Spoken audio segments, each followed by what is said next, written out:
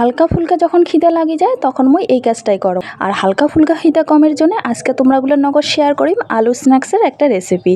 আর বাড়িতে থাকা উপকরণ দিয়ে এই রেসিপিটা শেয়ার করি দিচ্ছ। তো হিয়া ভরা দণ্ডবোধ বন্ধুগুলার সকাকে রাজবংশী চুমকিস কিসানো তোমরাগুলার সকাকে স্বাগত। আলুর স্ন্যাক্সটা বানানোর জন্য প্রথমে একটা এটি আলু সিদ্ধ করে নিছো। তবে আলুটা একটা হইলেও কিন্তু আলুটা বড় সাইজের ছিল।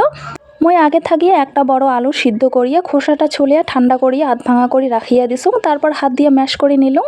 দিয়ে দিবা হচ্ছে ময়দার পরিমাণ হয়েছে এটি 1 বাটি, মোটামুটি 4 কাপ মাপিয়ে 1 কাপ হবে।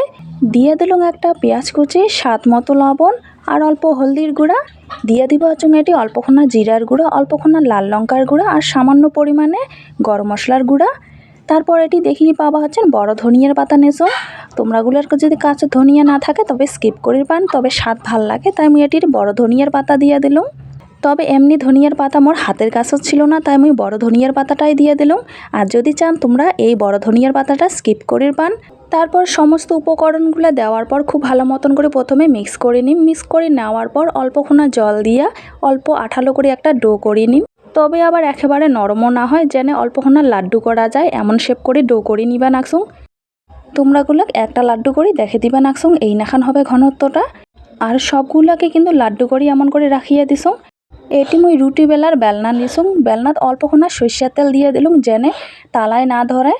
আর অল্পক্ষণা করে হাত দিয়ে এমন করে চাপ দিয়া একটা শেপে তৈরি করে নিবা নাকসুং। লম্বাটি এই নাখান বিস্কুটের মতো করে তৈরি করে নিবা নাকসুং। আর মুই হাত দিয়ে এমন করে একটা শেপে তৈরি করে নিলুম। এলামোর একটা হয়ে গেছে, অপর একটাও তোমরাগুলাক দেখে দিবা নাকসুং। নাহান করে হাত দিয়ে চাপ দিয়ে অল্প লম্বাটে শেপের করে তৈরি করে নিম। যেমন নর্মালি বিস্কুট হয় সেই নাহান করে তৈরি করে নিবা নাকসুং। এটি বেলনা দিয়ে কিন্তু বেলা যাবার না হয়, কারণ বেলনা দিয়ে বেলিলে কিন্তু অল্প ফাটা ফাটা দাগ ধরে যায়। তাই হাত দিয়ে এমন করে চাপ দিয়ে অল্পক্ষণা বিস্কুটের মতো করে নিলুম। আর সবগুলো মুই নাহান করিয়া বানিয়ে নিছুম। এই পাশে উখা লাগিয়ে কড়াই বসে দিছুম। কড়াই দিয়ে দিছুম সরিষার তেল। তেলটা জেলা গরম হয়ে গেছে তারপরে একে একে দিয়ে দিলুম আলুর স্ন্যাক্সগুলা। দুইটা দুইটা করে প্রথমে ভাজিয়ে নিম, ওলট পালট করে দিয়া অনবরত খাটি নয়া। তো দেখিরে পাবা হচ্ছেন একদম লালচে কালার হয়ে আসিছে আর অল্প কিন্তু শক্ত শক্ত হয়ে আসিছে।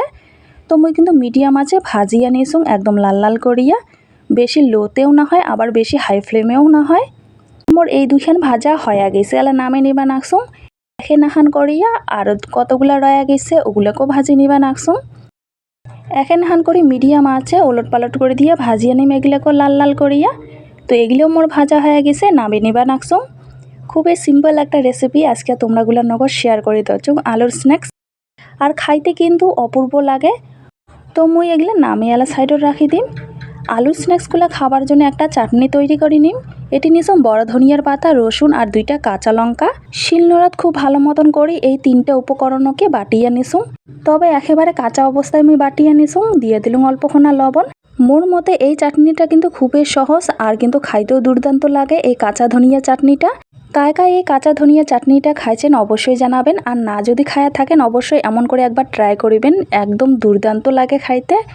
তো মোর তৈরি হয়ে গেল আলুর স্ন্যাক্স আর কাঁচা ধনিয়া পাতার চাটনি। আর এই স্ন্যাক্সটা কিন্তু খাইতে অনেকটা আলু পরোটার মতো লাগে আর চাটনির সঙ্গে তো একদম জমি যায়। তো রেসিপিটা ভাল লাগে থাকলে অবশ্যই লাইক কমেন্ট শেয়ার করে দিবেন, সাবস্ক্রাইব করিয়া পাশত থাকিবেন। আজকের মতো ভিডিওটা এই পর্যন্তই, ধন্যবাদ।